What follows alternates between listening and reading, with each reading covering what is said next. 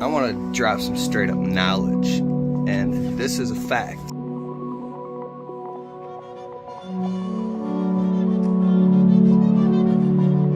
This is Ashley Kalfas, aka my wife, aka the wife of Tron.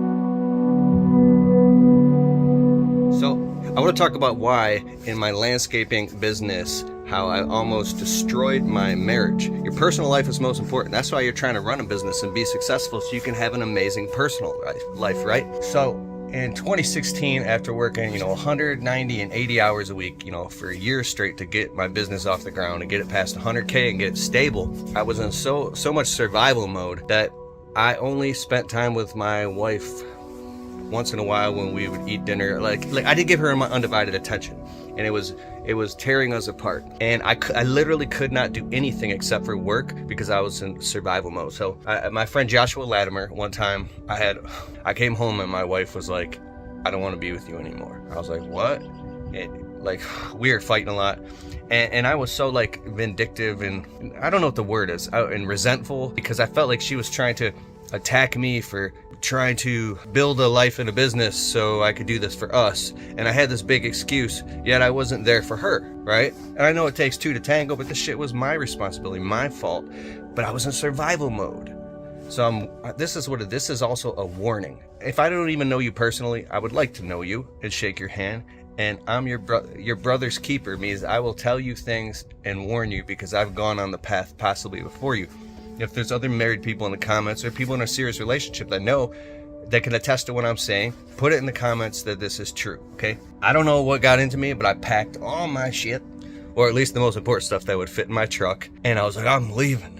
I didn't even know where I was going. So it's the middle of July. We're booked out with landscape jobs, and it's like a Wednesday afternoon. I didn't even shower or anything. I got home from work dirty, and I'm sitting in my truck with the sun beating on me in traffic. And a bunch of people are getting off work, and I'm frustrated with a bunch of my stuff packed. I don't even know where I'm going. I'm married, right? And my friend Joshua Latimer calls me up. Watch the rest of this video. Listen, this is powerful. He goes, "What's going on, sucker?" Like, Josh built like 7 different businesses. He's coached like 1,500. Dude, he's the dude, okay? I go, "If you want to know the truth, I got my stuff packed right now, and my wife said she doesn't want to be with me anymore." And I'm like, "Fine." He goes, "What?" Like, he's like, "What?" He did a pattern interrupt, and I'm like, and I told him why. He goes, "Bro, that's not what you want. That's not even what she wants. All she wants is you. She's just trying to make a statement. All she wants is you." I go, "Yeah, I know, but blah, blah, blah." He's like, "Listen, dude, have you ever heard of a thing called date night? You need to do date night." I go, "Date night? What the hell is that?" He's like, "Listen, you got to pick a night of the week that every single, that once a week you give your undivided attention, you shut off your phone, no business, no nothing, and it could be as little as 3 hours to start. You go out to eat with your wife, blah, blah, blah, and you look forward to date night." I'm like, "Date night?" So check this out. I've actually told this story. I've told this on stage. I've told it, and I'm telling it again because it needs to be told again. I don't know what he knocked sense into my head that day, because he's a man of God. A man of authority. He has a wife and 5 kids, and he has a successful marriage, and he has he has a kid in like Maverick and Tucker. His kids are so awesome. They're basically he's growing them up to be straight up soldiers, bro. So Maverick Monday, Tucker Tuesday, like each of his kids have a different day of the week, and then his wife, I'm not trying to tell his personal business, but this is stuff that he tells, right? He said that each night of the week he gives his family undivided, at least 1 full hour of undivided, complete, full presence and attention, and sometimes several hours or even the whole evening, right? And then on Saturday is date night with his wife. So imagine if you spent undivided attention that was scheduled with people that you love. If you took your old man out to eat once a month at his favorite place, or you spent time, you schedule in that time, and then that time is the most important. So with my wife, basically he got through to me, and I saw the light. I turned around my truck, and I went right back home after only being gone for like a half an hour. And I walk in the door, and my wife's sitting on the couch, like on her phone or something. I walk in the door with this weird smirk on my face, and she goes, I literally just packed all my shit and left. And I came back a half an hour later, and I walk in the door, and she goes, what the hell are you doing here? And I say, I want to do date night. I don't even know how I said it. I was like, I want to do date night. That's how I said it. And she goes, date night? My wife is funny. Like, every married couple argues, and sometimes I'm very calm. Like, I'm chill, and she'll raise her voice, but I stay so calm that it drives her nuts, and she will keep prying on me and prying on me and prying on me until she can get me to actually spill over or flip out. And it's very rare. Maybe once a year she can get me over my edge to the point where I just blow up and I'll start yelling, don't you blah blah blah blah blah blah blah. Like, she'll get me, and as soon as I get to that place, she goes, cocks her hip to the side, she goes, really? So anyways, I'm not trying to get too much in my personal shit. But I come home and I'm like, I want to do date night. She goes, date night? Oh yeah, starting tonight. It was like Tuesday night. I said, and every single Tuesday night we're gonna do date night. So she's like, all right. Like, we were sick of fighting. We love each other. We weren't fighting about anything. It was just we never saw each other because all I did was work.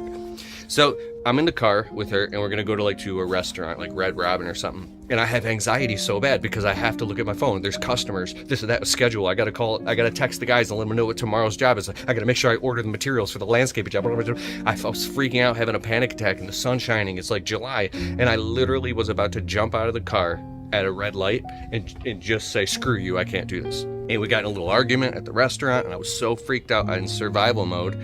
And I stuck to it. We stuck to it. We did date night again the second week, and then we did it the third week. And it takes about 21 days to develop a habit. It took about a month and a half, and then I was like, hey, we're doing date night tonight. And then we did it. And then we actually had a great time. And then I talked to Joshua Latimer on the phone again, and he goes, bro, you don't dread date night. You look forward to date night. It's the ultimate excuse for you to say F you to your business and to everything and to actually relax and have fun with your wife. He goes, watch Netflix, cuddle up, go out to dinner, pop popcorn, play games, make love, like do all the stuff that made you fall in love with each other on date night. And I was like, oh my God, it is the ultimate excuse.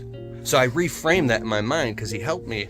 And I was like, oh my God, this is my excuse once a week to just, you ever see Cat Williams talk about, he's like, it's F it, like just F it, you know, and then everybody starts laughing. Like, date night is like that thing. So it was like a couple months have gone by, and now it's like 6:30 p.m. and I'm still working really busy. And my wife is getting pissed, and she's like, what are you doing? Why are you on your phone? It's date night.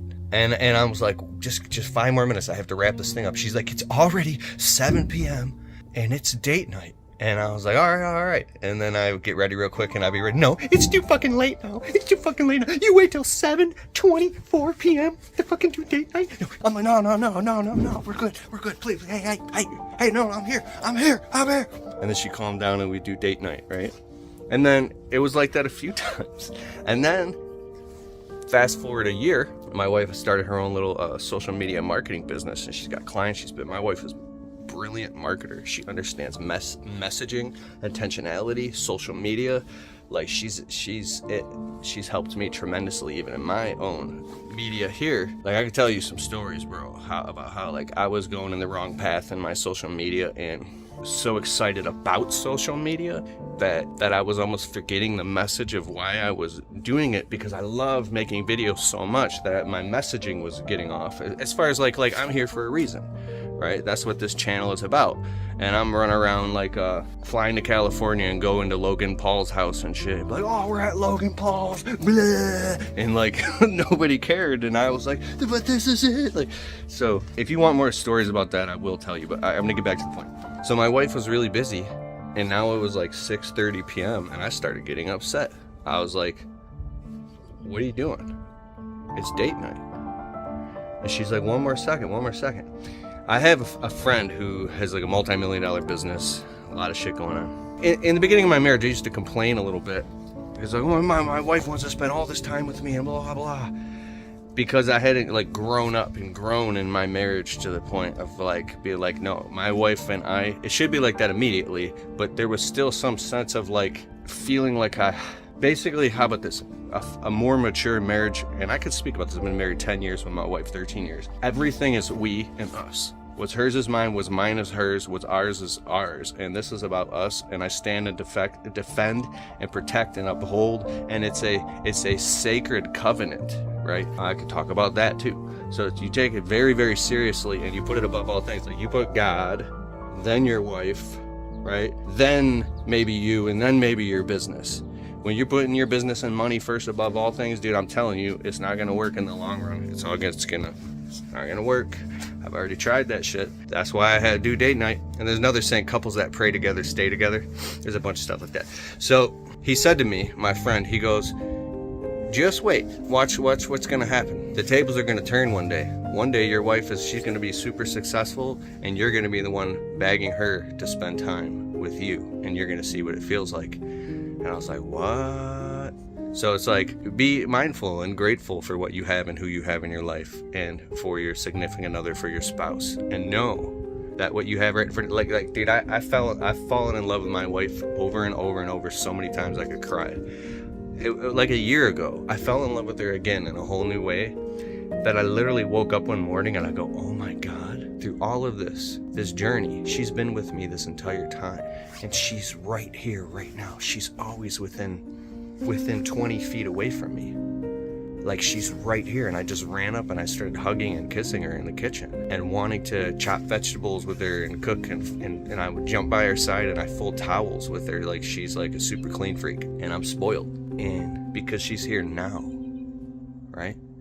Don't take for granted the people that you have in your life right now. And I'm not saying if you got toxic ass people who you got to set boundaries with, you got to learn how to go to war with those people and set boundaries, or they will run you ragged, bro. So date night. I don't know. I stopped counting. It's somewhere around 700 consecutive date nights ever since 2016. We've only missed maybe like 2 or 3 date nights total. And I think I was like out of town speaking or something, or she comes out of town with me, and I think she had something going on. But I mean, to miss 2 or 3 date nights in 7 years, this is our whole shit.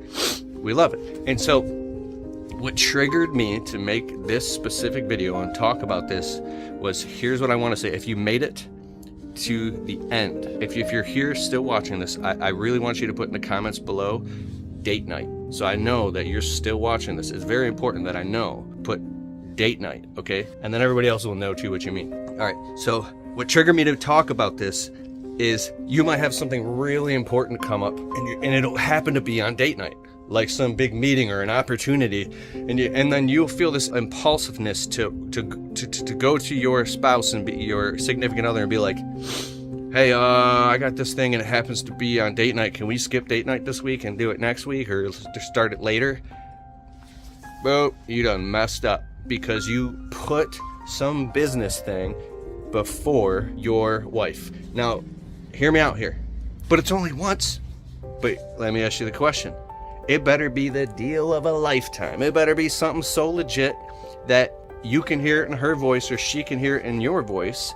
You got to hear the perspective I'm saying, and hear me out, that this is like really, really, really the deal of a lifetime, and this is going to bring bring home the bread for you and your family, and you guys are going to split it up and share it. It's got to be something epic for like, or it's got to be something incredibly important, and not some dumb bullshit that you can reschedule. And when you stand your ground with people, hey man, Tuesday night ain't gonna work because that's date night with me and my wife.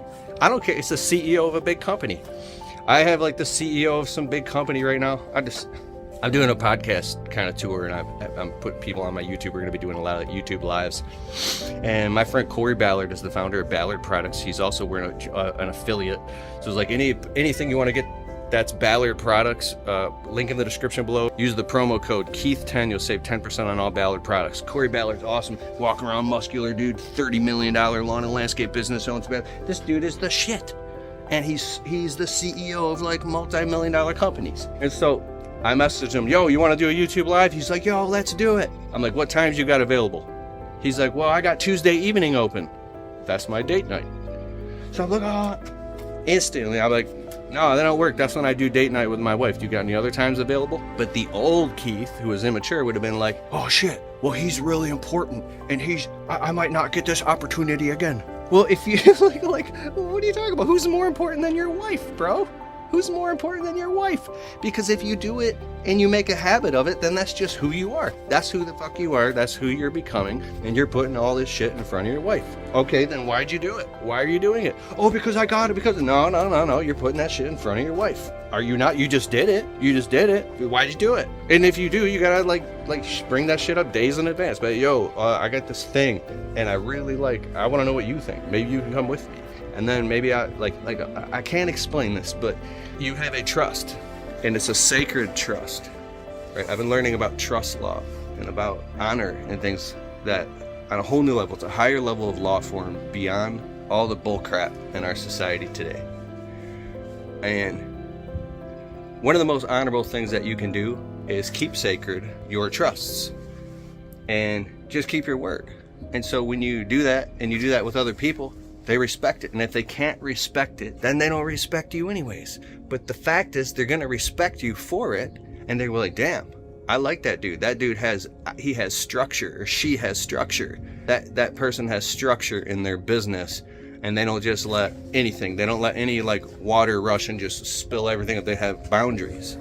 And then it'll work in your favor, because how you do anything is how you do everything. I'm not saying I'm the dude, I'm just the messenger. Don't shoot the messenger. I've got a lot of growing up to do, and I've had a lot of growing up to do.